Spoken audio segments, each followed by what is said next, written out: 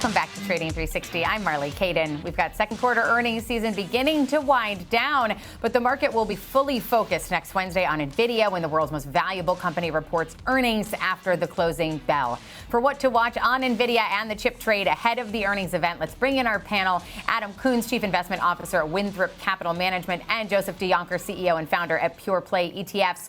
Great to have you both on. Adam, let's start with you. I mean, Nvidia expected to deliver, I think it's about $91.8 billion in revenue. That's essentially double year over year. At this point, is a beat even a question anymore, or is the question how high the bar has moved for the beat to be significant enough for the stock to move to the upside? Yeah, I think everyone's kind of gotten past the point of just hitting expectations, or a slight beat is not good enough. Obviously, the AI story is looking for, what have you done for me lately, and what are you going to do for me in the future? So I think the focus is really going to be on how they're going to continue this. Obviously, there's a lot of stress and angst around the circular nature of funding, the AI build out, and how NVIDIA is going to kind of evolve with that. So I think that's going to be more the story. And Joseph, investors are looking at Nvidia right now, arguably as the ultimate show me stock in this show me story. What does Jensen Huang need to say to convince investors that this AI spending cycle has legs that go well beyond 2026 and move past some of those concerns about circular financing that Adam just mentioned? Yeah, I mean, let's be honest, a simple beat on the current quarter is basically already priced into the stock.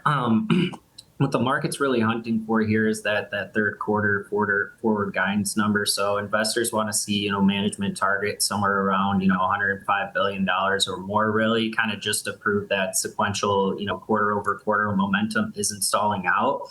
And when you talk about how the stock actually reacts on earnings night, that's where things, tend to get interesting. So even with NVIDIA sitting at, a multi-trillion-dollar market cap, the forward multiple is actually trading at a very reasonable, mid-20s PE relative to its explosive growth rate. So on paper, it still looks remarkably cheap, but, when sentiment and expectations are running that hot, short-term price action is kind of completely unpredictable. So you could see a flawless beat and raise quarter and still get technical profit taking or choppy trading just because of how fast the stock is run. Our view is pretty straightforward. I mean, any immediate post-earnings sell-off is kind of just a good buying opportunity. The fundamental cash flow generation and earnings power completely back up the current valuation levels. So if the market decides to throw kind of a knee-jerk reaction, our view is that creates a pretty prime entry window for long-term capital to come in. And Adam, throughout all of these hyperscaler names, I continue to have these conversations about if we're seeing any sign that AI demand is actually slowing. As you look at it, are we confusing questions about return on investment with questions about underlying demand, specifically for NVIDIA's products? Yeah, a little bit. And the reality is that there's tons of demand, obviously. Revenue is doubling. They're getting into new chipsets. They're diving into the CPU world more. So that's all because they're being pushed with demand. And the overall demand constraints you're seeing elsewhere. I think if you looked at Google's most latest cell phone release, it was very apparent that the constraints on chipsets being filtered towards AI instead of devices was apparent, because that phone really didn't have that many upgrades because of the restriction in supply.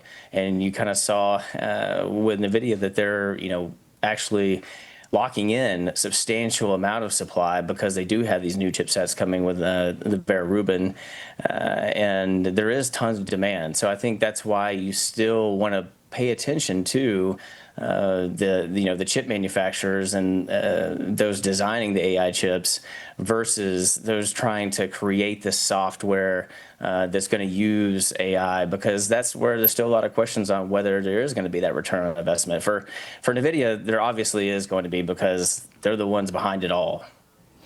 And so, Joseph, what's your response to that? I mean, NVIDIA still dominates the AI accelerator market, but Adam just highlighted, we've got Google, Amazon, Microsoft all developing their own chips here, AMD also gaining some traction. When, if ever, does that start to become a meaningful threat to NVIDIA's growth? Yeah. So, I think that the media is pretty hyper focused right now on like Blackwell deployments. I agree. The real strategic story to kind of pay attention to is Vera Rubin architecture ramp up later this year, along with their expansion into, standalone CPUs. So what a lot of investors kind of overlook is that NVIDIA is no longer just a graphics chip vendor.